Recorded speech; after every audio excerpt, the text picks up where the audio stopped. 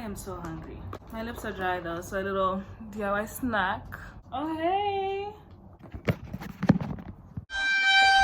It's story time. Welcome back to my channel. I have been kind of booked, kind of busy. I know I always say that, but like literally, this morning I had an event and last night I had an event. Today's a Saturday. Well, I need to recover and I need to drink. Okay, before I even start this story time, I need to tell you guys, today I was angry. Today I was angrier than I've been in a really long time. We are gonna have some wine. Ooh.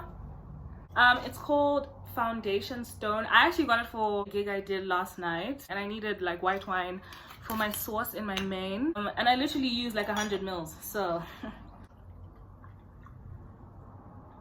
Every time I pour wine up to the brim, I think about that show on Netflix. The one with the really stupidly long title. Let me actually just look it up. iPad. Gendaki. The woman in the house across the street from the girl in the window. It's a really cheap wine. It was like $6. I got it at Covers Market and it is, let me tell you why I'm upset. Like occasionally I tweet how clients make me want to literally rip my skin off. The connection goes back last year. I actually worked with one of the guys in Cape Town. From the guy who then reached out to me like last year to do an event that they were just like kept on pushing and like postponing and like just doing like stupid things. They're selling me dreams like, ah, it's gonna be like this, it's gonna be like this, your brand will be pushed, this will be pushed, this will be pushed. Did not fucking happen. Fast forward, whatever, it's one of the guys' birthdays. They have been a nightmare. I told you this from last year. When 2023, the shit started in like 2022. Like as soon as I got back even. And I've been here for like what? Nearly like November, December, January. I've been here for like 5 months. Fuck. That means I've been no contact for like 5 months. Like, okay. Hey. Now it's his birthday, like we're in a group chat together, but I'm organizing with the guy who's here. Like he's hosting it at his place. I'm always going when meetings, whatever, like meetings that don't even make sense. We started these plans like early Feb. The event is supposed to happen in March. Supposed to happen like today. Today is actually the day that it's happening. I said my menu kudara, did all this kudara. My part is done. I only need to buy my ingredients like 2-3 days before I actually cook.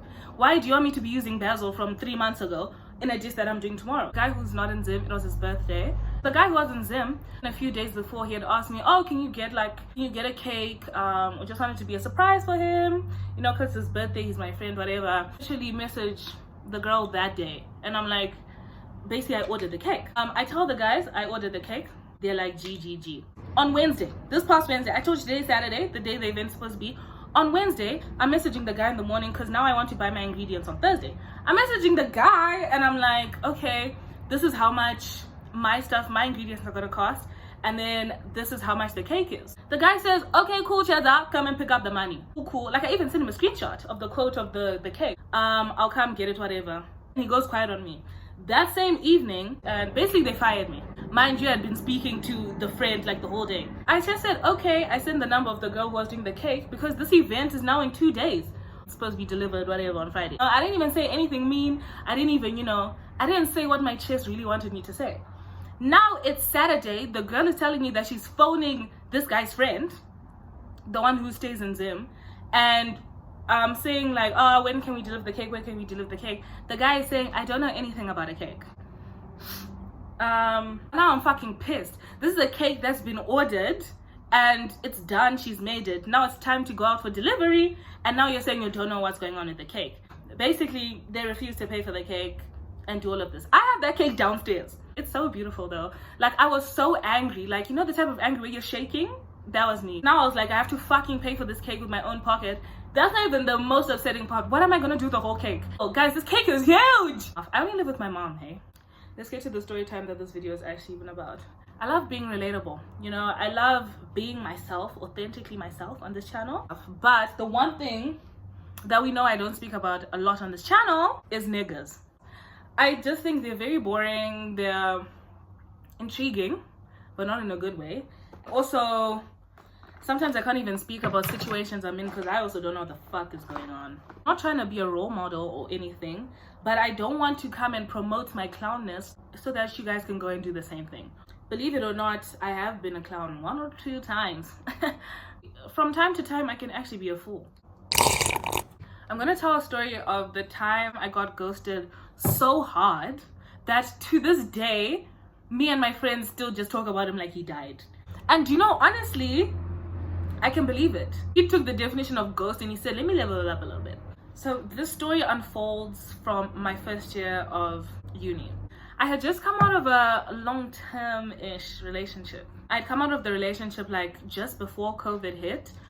When the government was letting us go out to play after COVID, you know, like I'd already gone through kind of like a healing phase. So I was ready to hit the town. I was on the prowl, actually. Not even actively, but you know, like that, like, you know, that glow and that like excitement that you get when you're like freshly, like newly single. Like the possibilities are so endless.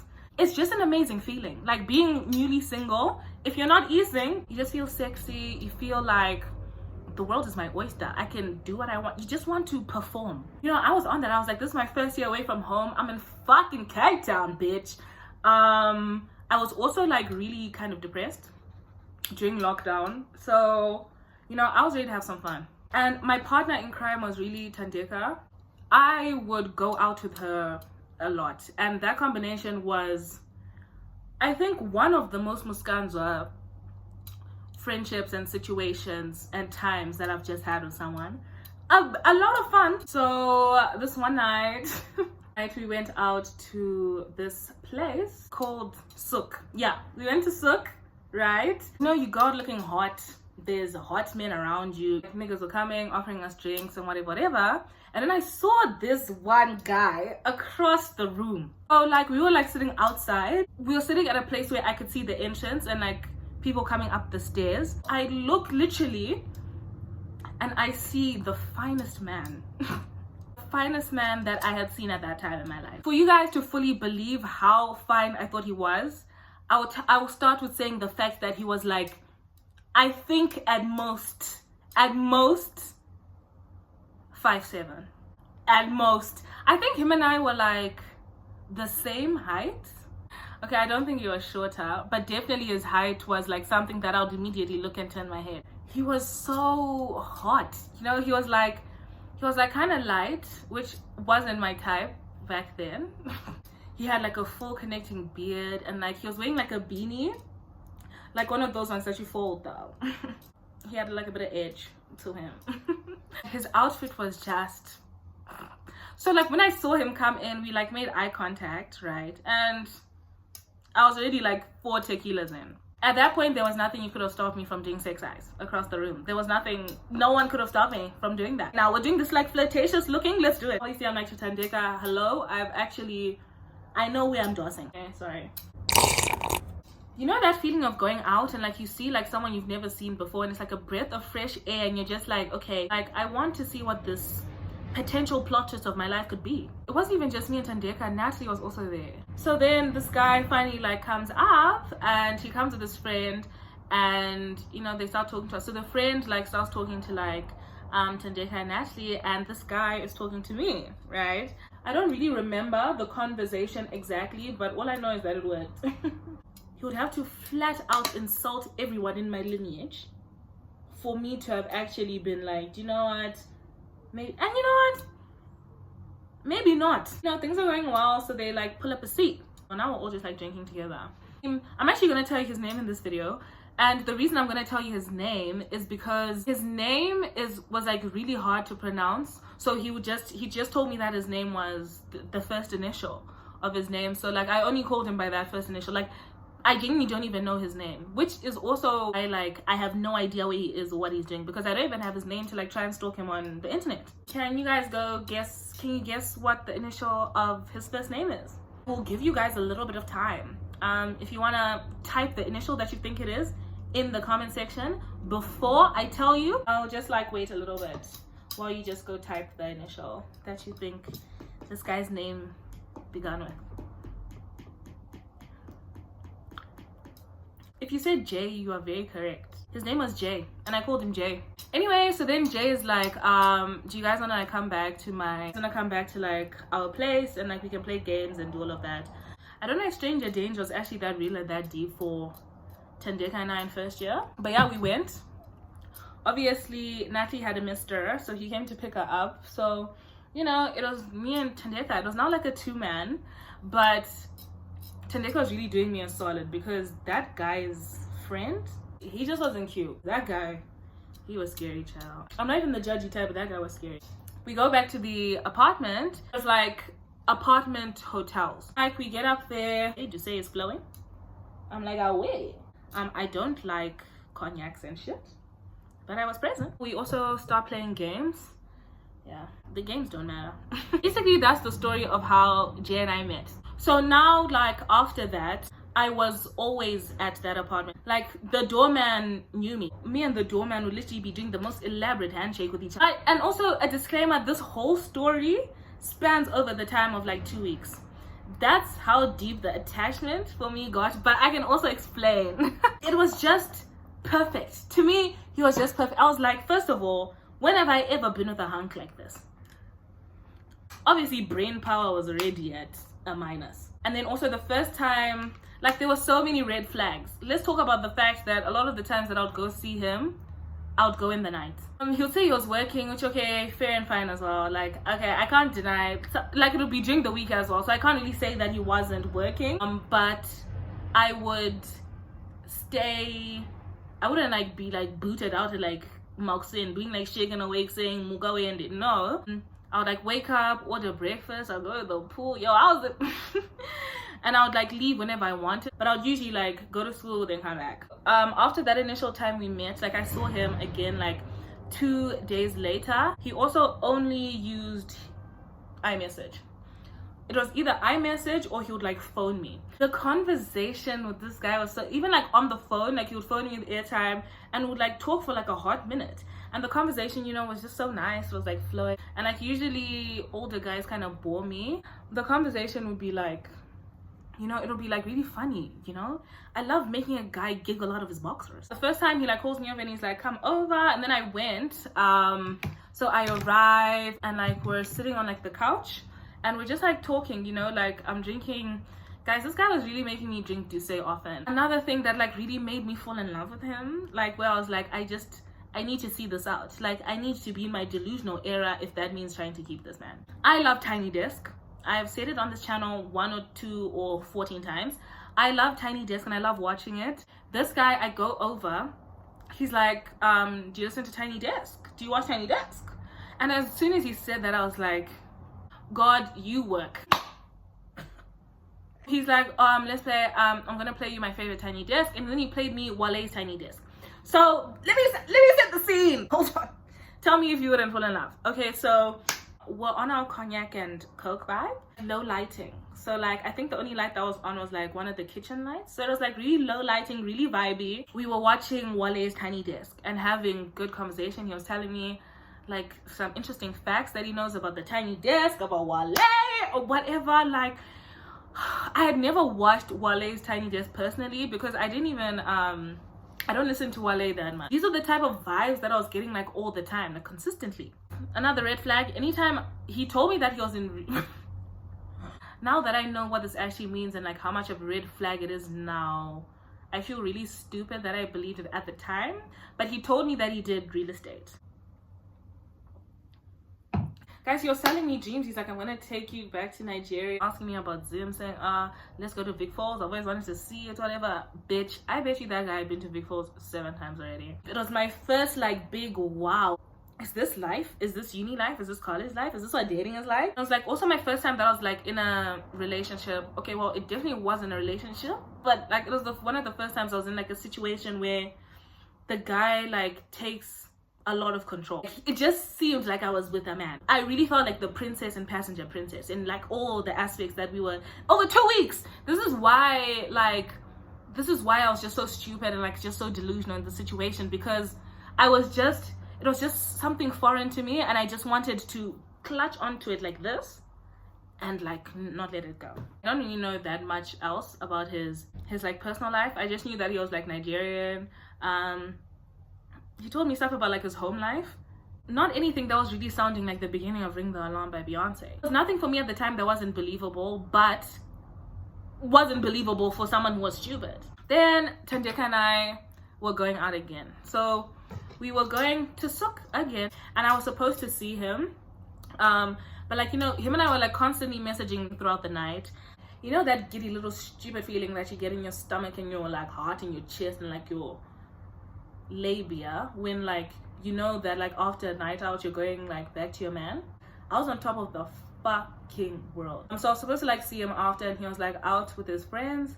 He was like at some restaurant with his friends or whatever, and like we were messaging like consistently, like during the night, like we were messaging stuff like, he was messaging me stuff like, I miss you, I can't wait to see you, blah blah blah blah blah blah blah. And then he was like to me, where are you, let me come pick you up, let me come get you. I told him where I am, then he pulled up, and then I said hi to him. Then I went outside and I saw him for like 2 seconds, because then he had to go drop off his friend or something. So he's like, I'll send you an Uber, when you're ready to go, just come back. So I was like, okay, G, boo, mwah, mwah, mwah. Tell me on your way, whatever. So like we go to like one more bar, and we're there for a bit, and I'm messaging this guy, and I'm like, I'm ready to come or whatever. I think I said like, okay, I'm done, I'm ready to come, whatever. Then he's like, okay, cool, let me send it. I send my address, and he like just stops replying me. He stops fucking replying me. I'm drunk, guys, I want to see my man. So now I'm like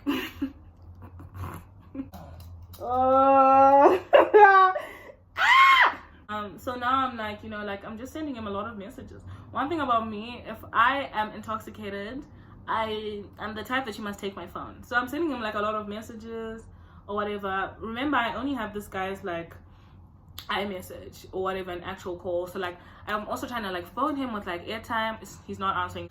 I'm not going to say the exact number of missed calls I left on that man's phone, but it's definitely double digits, and it's definitely above my age. It's well above that. I have been through situations and been through things where I'm just like, I'm just not going to be that girl anymore. Like I'm also just more overall, I'm just more relaxed, and I'm more like no at the first sign of bullshit or whatever. But yeah, we was wild back in 2020. It was like a different variant of the COVID virus that I had personally, which was just making me act insane. I don't know if scientists found it, but I definitely feel like I had something. I leave this guy a lot of missed calls, and he's not answering me. So obviously the next logical step in my mind is to pull up. To be fair, even to this day, like if I have like an altercation with my man or something, and like you ghost me or you just don't answer me, I am actually a pulling up type of gal. I ordered my own Uber, and I went to his place. The first thing is, I was taking for granted that this guy was paying for my Ubers, because first of all, I wasn't even coming from my house. I was coming from town, which is a shorter distance from where I stay to his place, and the price of that Uber, but obviously I'm drunk and I don't really give a shit. My Uber driver was Nigerian, and yeah, no, that day I spilled my heart and guts and soul to this Uber driver. I was just like venting to him really hard about this story and what I was doing and all of this, and like, you know, we're having a really good conversation, to the point that when we actually got to the guy's place, the Uber driver was like, do you know what, he was like, take my number, and if you go upstairs and he's there, send me a message and I'll leave, but if he's not, then I'll take you back home. So like I took his number and off I go. So I go in, I go up to his floor. Guys, I was knocking on that guy's door. Obviously I didn't have self-respect, but I did respect myself to not knock for more than like, maybe let's say, for more than like 5 minutes. 5 minutes is even a lot. I was so I'm cringing so hard telling the story, and the thing that's making it worse is that like 2020 was like just now. It's not even like I'm speaking about a time when I was like 17. No, I had actually been accepted into university. I'd written an essay that seemed like I was functional enough in the brain for them to let me into a school that is like 3 hours away from where I actually live. And my parents actually said, you're a very competent babe, and you seem responsible, and you seem like you know anything, so you can go. And that's what I was doing. Yeah, dude, I knocked. I'm not gonna cap. I knocked on that door. If he was in that room, he is a bit evil. My thing is just like, I was just confused because like we were speaking just now. Like, it's not like we haven't spoken and I just showed up. We literally had this whole do you know what I mean? This is also why we think that he died, because the story just doesn't make sense. Like usually when a guy ghosts you or whatever, like, I don't know, it's personally never happened to me that will be like speaking like with such direct plans, like for the next like hour, plans that are supposed to happen like in the next like hour, and then you just like ghost. I've also never been ghosted that often. If you're gonna ghost me, at least be like courteous enough to go by the rule book. Do you know what I mean? Like, don't fucking make up your own like shit. I messaged the Uber driver and I'm like, I'm coming back down, are you still there? And he's like, yeah, I'm still there. Also, me giving that Uber driver my number was one of the worst things I did, because that guy started flirting with me so hard, and like he would literally send me like, you know, one of those like auntie good morning like pictures, the ones with either like a rose or a cup of tea. I'll insert one.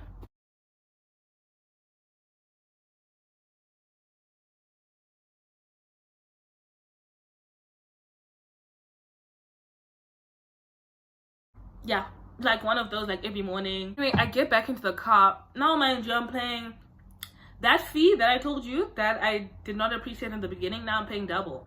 Anyway, that Uber drive was, I'm actually grateful for the Uber drive I had, because the advice he was giving me and the way he was consoling me was actually hilarious. And like he was telling me that, you know, like this is how Nigerian guys move, this is how they act, I shouldn't trust them, whatever. He was telling me about how he has a kid, and like his baby mama sometimes doesn't let him see the kid, and the kid is in Nigeria, so like sometimes he'll be sending child support, and the moms will be using it on like designer or whatever, while he's like here driving an Uber. Like, you know, it was just a really back and forth, like just a really cute like nice convo. Yeah, I get home, sleep, wake up the next day, look at my call log, go and literally try and drink my toilet cleaner. Still no messages, no calls back. Basically, the conversation that we had the day before was the last time I ever heard from that man. I didn't have an Instagram. I didn't have his full name. Can you see how this actually sounds like a scam? Okay, but actually, Tandeka had his Instagram because he DM'd her, like trying to flirt with her. His like Instagram was like one of those that looks like a fake page. Like he had like, had like less than 100 followers, like no posts, no DP. Basically, he disappeared off the face of the earth. Like I said, we literally speak about that guy like he literally died. Like, that's the level. I kind of have to respect it. The game, the level of game, the level of talent that takes, it was just done so beautifully. You know, like he vanished. He had me. He won. Like literally to this day, that Wale night, that Wale Tiny Desk night is still engraved in my mind. Like the scene was like, it's literally, that's my vibe to a T. To play the feeling games.